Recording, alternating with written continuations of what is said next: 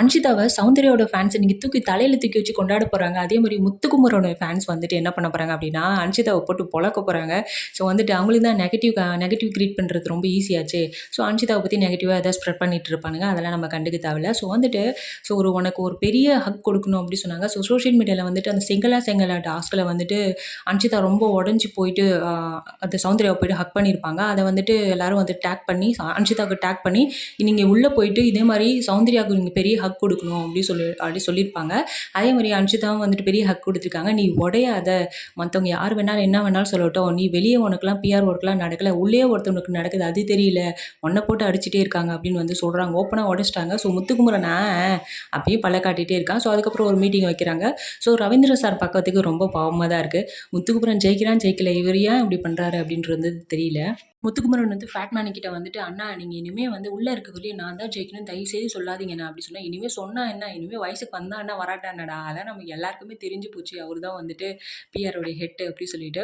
சுனிதாவுக்கு இதெல்லாம் கண்ணே தெரியாது. சுனிதாவுக்கு மட்டும் இல்ல, இந்த முத்துக்குமரனுடைய ஆதரவாளருக்கெல்லாம் இதெல்லாம் ஒண்ணுமே தெரியாது. அவங்க பண்ணா சப்போர்ட்டு, ஃபேன்ஸு. ஆனா வந்து சௌந்தர்யாவுக்கு பண்ணா அது எல்லாமே பிஆர் ஒர்க் அப்படின்னு வந்து கேவலமா வந்து ஸ்ப்ரெட் பண்ணிட்டு இருக்கானுங்க. ஃபேட்மேன வந்து பார்க்கறதுக்கு பாவமா இருக்கு. இந்த வயசுல ஒரு பாவம் அந்த மனுஷன் மூஞ்ச வந்து பார்க்க முடியல. முத்துக்குமரனுக்கு சப்போர்ட் பண்றேன்ற பேர்ல வந்துட்டு அவரு ஃபுல்லா நெகட்டிவ் வாங்கிக்கிறாரு.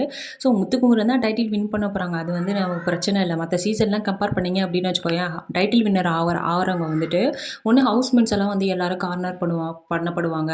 இப்போ அஜீம்லாம் எடுத்துக்கிட்டிங்கன்னா வச்சுக்கிட்டு, அவரு வந்துட்டு சூப்பரா ப்ளே பண்ணாரு. ஆனா வந்துட்டு ஹோஸ்ட் வந்து ரொம்ப ரோஸ்ட் பண்ணதுனால, அவரு வந்து மக்கள் மத்தியில ரொம்ப வந்து டாப்ல போயிட்டு அவரு வந்து வின் பண்ணாரு.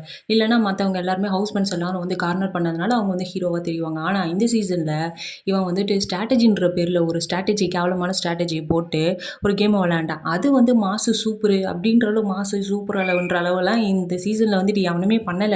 ஆனா வந்துட்டு முத்துக்குமரன் டைட்டில் குடுக்க போறீங்க, ஏதோ குடுத்துட்டு போங்க. ஆனா சௌந்தர்யா முக்கியம். அதாவது வந்து மக்கள் மனச கவர்ந்தவங்க அப்படின்னு பார்த்தோம்னா சௌந்தர்யா தான். எல்லாரும் வந்து "சௌந்தர்யா என்ன பண்ணிட்டா? என்ன பண்ணிட்டா?" அப்படின்னு வந்து கேட்குறாங்க. அவங்க பண்ற விஷயங்கள் வந்து எங்களுக்கு வந்து ஹேப்பியா இருக்கு. பார்க்கறதுக்கு கொஞ்சம் வந்து எப்படி சொல்றது? இப்போ நம்ம போய் லைவ பார்த்தோம் அப்படின்னா, சௌந்தர்யா பண்ற விஷயங்கள்லாம் நம்ம பார்க்கணும்னு தோணும். இவனுங்க உட்காந்து அரு அருன்னு பேசி பேசி அறுத்துட்டு இருப்பானுங்க. அத போய் உங்களுக்கு ரசிக்க முடியுதா? அதுதான் வந்து மக்களுக்கு வந்து சௌந்தர்யா கிட்ட வந்து பிடிச்சிருக்கு. என்ன பண்ணியிருக்கா? என்ன பண்ணியிருக்கா? டாஸ்க் மட்டும் வந்து இந்த கேம் கிடையாது.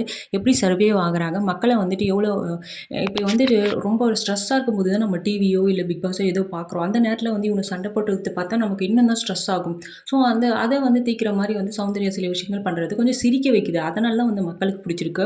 உடனே வந்துட்டு இவ ஒண்ணுமே பண்ணல, ஒண்ணுமே பண்ணலன்னு சொல்லி ரெஜிஸ்டர் பண்ணி அவங்களுக்கு தான் அது பேக் ஃபயர் ஆயிடுச்சு. இப்போலாம் சாச்சனாவுக்கும், சுனிதாவுக்கும் பயங்கர வந்து நெகட்டிவிட்டி தான் போயிட்டுருக்கு. விஷால பத்தி சொல்லியே ஆகணும். விஷால் வந்துட்டு அன்ஷிதா வந்த உடனே செம்ம ஹாப்பி எனர்ஜி.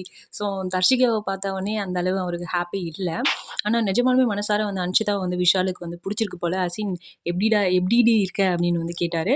உடனே சூப்பரா இருக்கேன்டா அப்படின்னு வந்து சொல்றாங்க. அன்ஷிதாவுக்குமே விஷால பிடிச்சிருக்கு. ஆனா வந்துட்டு இந்த அன்ஷிதாவுக்கு வெளியில ஒரு அர்ணவால சில கெட்ட பேர்லாம் சோஷியல் மீடியால இருந்துச்சு. இப்போ அர்ணவும் உள்ள இருக்காரு. என்ன அர்ணவுக்கு இவங்க என்ன அட்வைஸ் குடுக்க போறாங்க? விஷாலுக்கு இவங்களுக்குள்ள இருக்க பாண்ட் என்ன அப்படின்றத வந்து இன்னைக்கு ரிவீல் பண்ணிடுவாங்க கண்டிப்பா. தர்ஷிகா வந்து அன்ஷிதா கிட்ட என்ன சொல்ல போறாங்க அப்படின்றது வந்து தெரியல.